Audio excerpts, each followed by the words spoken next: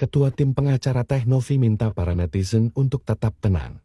Saya selaku Ketua Tim Penasihat Hukum dari Teh Novi hanya ingin menyampaikan kepada seluruh netizen yang ada di seluruh Indonesia. Intinya malam ini kita akan ada rapat khusus di salah satu tempat di Jakarta mengenai bagaimana kedepannya dan langkah apa yang harus kita tempuh ke depannya nanti supaya kasus ini terang benderang dan jangan melebar kemana-mana. Intinya dalam kasus ini masalah donasi. Rekan-rekan yang lain nanti malam yang jelas kami akan berkumpul dengan seluruh PH yang ada. Kami akan bicarakan semuanya dengan cara tertutup karena itu bagian dari trik kami atau teknik kami untuk menyikapi, menepis dengan tuduhan-tuduhan yang dilayangkan oleh PH sebelah. Gus, kenapa sih lu jadi pengecut, Gus? Hanya sekedar jadi orang cacat mata, jadi orang buta, orang tunanetra. Lu jadi pengecut dalam kehidupan ini, Gus. Lu pakai drama mata kamu yang cacat itu untuk meraih simpati orang. Nggak bisa, Gus. Apalagi sekarang lu nyakitin orang yang udah ngebantu lu mati-matian, Gus. Seperti Teh Novi.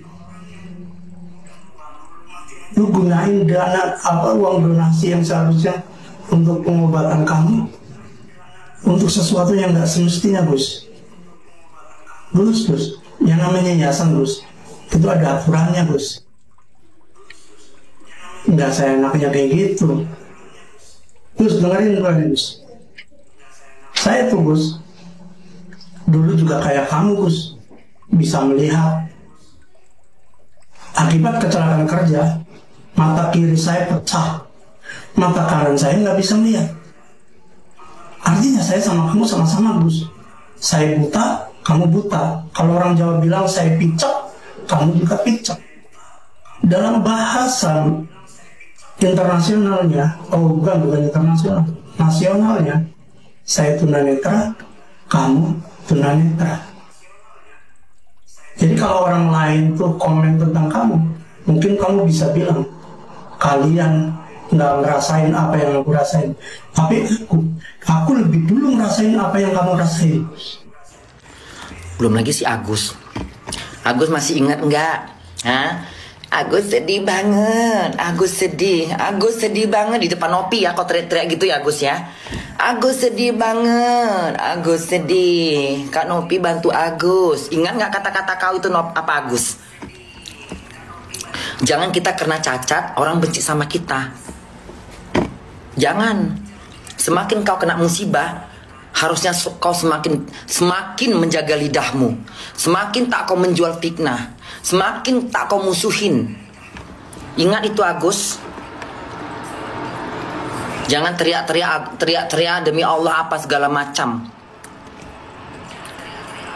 Ya. Pangnya. Tinggal minta maaf sama Nopi, selesai masalah. Nggak mesti kemana-mana, nggak masuk ambiar segala macam, tetek bengek. Katanya nggak mau viral. Tapi giliran diundang-undang sana, ayo bawa bantal. Kenapa orang nggak kasihan sama kamu, Gus? Harusnya orang kasihan sama kau. Karena lidahmu, ucapanmu berbeda di sana di sini. Ujung-ujungnya Nopi yang kau salahin. Kau buka matamu, kan masih bisa ngeraba kan? Masih bisa dong orang bisa nengok duit kok 50. Wak pakai baju apa, Wak? Yang harus dicatat, yang harus kalian catat khususnya yang ngejelek-jelekkan Nopi, yang harus kalian catat, kalian gariskan merah di bawahnya. Tolong, Nopi itu ke rumah si Agus. Udah, buka telinga kau. Ada orang buta kesiram air keras. Kalau bukan kena Nopi, kita semua nggak tahu. Itu nyari panggung namanya. Panggung bapak kau dinaikkannya. Bicara dengan hati yang tulus, jangan dengan hati yang dengki. Orang yang kalau masih ada orang yang menyalahkan Nopi, ya, Memang betul-betul kau nggak punya otak. Hati kau busuk. Dijauhkan kau rahmat dari Allah. Kalau masih ada yang ngejelek-jelekkan Nopi, masih ada beranggapan Nopi yang salah, memang dijauhkan rahmat kau dari Tuhan. Allah nggak memberikan hidayah sama kau. Makanya hati kau dengki. Gunakan mata kau, gunakan hati kau untuk melihat seorang Nopi. Ini pakai disangkanya, kerjanya apa sebagai pramugari? Kau bisa beli mobil. Bapak mamanya kaya mungkin? Atau dia punya tabungan zaman dia di pramugari? Dia nggak mau ngomong-ngomong, nggak mau teriak-teriak. Jangan mencoba-coba ngebongkar aib orang, ngebongkar bangkinya orang. Orang nggak punya bangki kau yang terbongkar. Jangan sibuk-sibuk mencari kejelekan orang. Ujung-ujungnya kejelekan kau dibuka sama Tuhan. Paham? Enggak bang, hari ini diajak Bang Farhat ke Kemensos. Jadi tahu kantornya. Gus, jawabanmu spekta. Jadi tahu kantornya. Jelas banget ya kantornya, bagus ya. Iya. Terus waktu yang pas baru masuk kantor Kemensos itu ngapain Farhat Abbas? Kiri Gus, kiri, kanan, kiri, kanan. Ya ampun, udah kali. Kalau udah bisa ngeliat mah udah, nggak apa-apa kok. Kita semua juga pada terima. Ya udah sih, alhamdulillah kalau emang bisa ngeliat, ya kan. Tinggal ini aja operasi-operasi yang lain, operasi apa? Minta Bang Farhat tuh, duitnya banyak kan, Bang Farhat Abbas. Ke Singapura, operasi plastik. Nah, ke Korea sekalian, Korea lagi hits tuh, operasi plastik di Korea. Bareng sama Bang Farhat Abbas. Bawa wawa, bawa semuanya. Pasti dibayarin. Orang pengacara cucok meong, tajir melintir. Aduh, Agus, udah nggak sedih lagi dong, udah bisa lihat kantornya Kemensos. Cucok deh ya. Lagian Agus lo mau aja dibego-begoin sama si Farhat ya. Lo ajak mondar mandir udah kayak Itik sama apaan tahu branding-branding. Lu yang nggak jadi apa-apa, lu cuma jadi korbannya Farhat yang naik namanya tau gak? Bilang aja sama Farhat daripada ongkos bolak-balik kesana kesini, mending buat bayarin lo operasi mata. Lo udah gak bakal dapat duit, yang di Novi tuh udah gak bakal dapat duit. Jadi saran saya buat FA, kalau mau lapor, laporlah di polisi lapor Pak. Oke, di Trans TV. Oke, sip. Jadi intinya polling tersebut adalah sebuah gerakan yang sah, yang mana diakui oleh pemerintah. Hal itu bisa dilihat kalau polling tersebut www.suaraku.co.id tersebut diawasi oleh Kemenkominfo Republik Indonesia, Kementerian Komunikasi dan Informatika Republik Indonesia, melalui tanda daftar penyelenggara sistem elektronik. Barcode-nya ada di website, silakan dicek. Oke. Nah, kalau seandainya dari pihak FA mengatakan bahwa dia akan melaporkan kuasa hukum, tapi ingat, dia di sana menyebut bahwa ini polling tersebut adalah suatu tindak kriminal. Kami sedang membahas hal tersebut. Kemungkinan besar kami akan mengambil tindakan tegas dan langkah-langkah hukum karena adanya tuduhan yang menyatakan bahwa polling tersebut merupakan sebuah tindak kriminal. Begitu ya? Ya. Oke. Jadi kami ingatkan untuk pantau terus FA ngomong apa kepada teman-teman. Kalau memang dia masih mengucapkan bahwa ini kriminal, kami akan lakukan langkah hukum. Gitu. Satu lagi, sebenarnya kan FA itu suka lapor, sebenarnya efektif gak sih Bang? Nah terus sebenarnya ada komunikasi gak sih antara dari para donatur ke pihak kami ke ya. Melapor itu adalah hak semua orang. Melaporkan satu dugaan tindak pidana di dalam tingkat kepolisian itu hak semua orang. Siapapun boleh melapor dan polisi wajib menerima laporan masyarakat begitu. Nah, persoalannya adalah ketika laporan-laporan tersebut digunakan sebagai alat untuk membungkam orang lain, mengintimidasi orang lain, seolah-olah orang lain itu tidak boleh mengungkap kebenaran begitu loh. Jadi intinya adalah dalam urusan lapor-melapor yang dilakukan FA itu sebenarnya bukanlah langkah hukum untuk membela kepentingan klien, tetapi justru untuk membela egosentris yang dimiliki oleh dirinya sendiri, gitu kurang lebih. Betul ya? Ya. Jadi Gini ya, tentang soal lapor-melapor lagi nih ya. Saya pikir bahasa lapor-melapor ini belakangan ini menjadi jargon ya. Di mana-mana lapor, di mana-mana melaporkan. Kita harus dapat memahami konteks daripada hukum itu sebenarnya apa sih. Kita tahu ada perbuatan pidana yang sudah dilaporkan di kepolisian, yang jelas sudah diproses. Ya, itu di kepolisian maupun di kejaksaan lebih mengarahkan untuk bagaimana supaya persoalan hukum ini menemukan jalan terbaik melalui restoratif justice ya, sedangkan kepolisian saja mengarahkan untuk restoratif, untuk berdamai ya.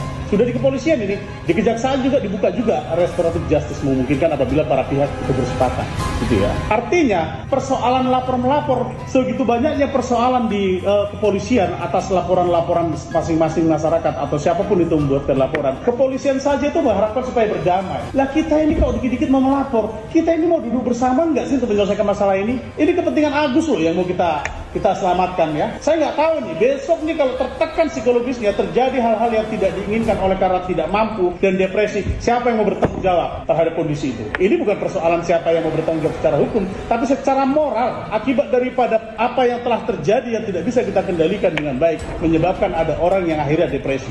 Ya. Saya sudah sampaikan, justru di kepolisian saja diharapkan laporan yang sudah masuk aja diharapkan supaya kalau bisa berdamai para pihak.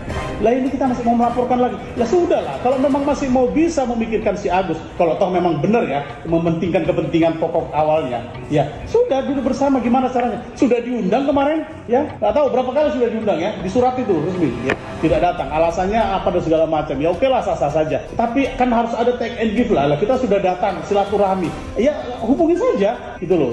Saya berpikir sih seperti itu supaya ini menemukan titik penyelesaian yang lebih baik lah untuk si Agus. Saya nggak memikir masalah laporan-laporannya itu. Gitu. Persoalannya saya pikir adalah bagaimana Agus ini. Persoalan laporan itu hak semua orang, gitu ya. Pertanyaannya dari sekian banyak survei yang dibuat, mana sih yang laporan itu sampai ada putusan pengadilan dan nikah? Nah kalau netizen saya tahu informasikan ke Anda siapa yang pernah dilaporkan, kemudian LPI itu berproses kejaksaan, ke pengadilan dan diputus oleh majelis hakim salah. Ya, tolong diinformasikan. Terima kasih. Terhadap Densu, Novi, Donatur dan semua UMKM itu akan ditolak polisi. Kenapa ditolak? Ya gimana nggak ditolak? Satu, yang ngelaporinnya orang kayak Farhat. Kemudian laporan ini terkesannya itu main-main gitu loh, kayak ngerjain polisi aja gitu loh. Coba ayo coba kita sekarang buktikan ya kalau laporannya Farhat itu bakalan ditolak. Ini kita buktikan dengan statement-statement dari Farhat Abbas berikut ini. Ayo kita mulai. Tapi yang terbesarnya pollingnya adalah berikan ke yang lain. Ke yang membutuhkan bang makanya. Kalau memang begitu berani, besok juga Denny dengan Novi saya laporin lagi. Terkait apa bang? Mengganggu uangnya Agus. Ganggu uangnya Agus sih. Dia waktu ngomong uangnya Agus tuh sambil ketawa itu. Kenapa? Dia sendiri tahu gitu loh, itu bukan duitnya Agus. Makanya dia tuh geli. Dia sendiri tuh ngerasa gitu loh. Lanjut dah.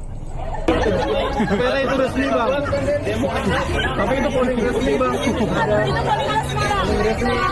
pollingnya resmi. Ada Menkominfo juga bang. Yang bikin itu gue laporin. Donatur bang. Gak ada. Donatur nanti gue laporin satu persatu. Itu wartawannya aja pada ketawa ya kan. Waktu dia ngomong duitnya Agus, itu semua donatur mau dia dilaporin katanya satu persatu. Coba gini, ini kalau polisi lihat, anjing ini orang ngerjain gue. Bayangin itu ada berapa ribu tuh orang yang donasi, mau dilaporin semua sama si Farhat. Aduh. Lanjut dulu dah. Sama aja, siapa yang ngambil uangnya masukin celengan masjid sama aja maling lagi uang masjid. Jadi dia analogikan orang yang nyumbang Agus sama seperti orang masukin ke celengan masjid katanya, anjir. Aduh. Ya kalau masjid udah jelas itu tempat ibadah, ya Agus. Ibadahnya di mana? Anjing. Lanjut dulu dah. Kan kalian Bang hari Jumat kan hasil si Farhat aja ketawa tuh. Dia tuh nggak nahan ketawa.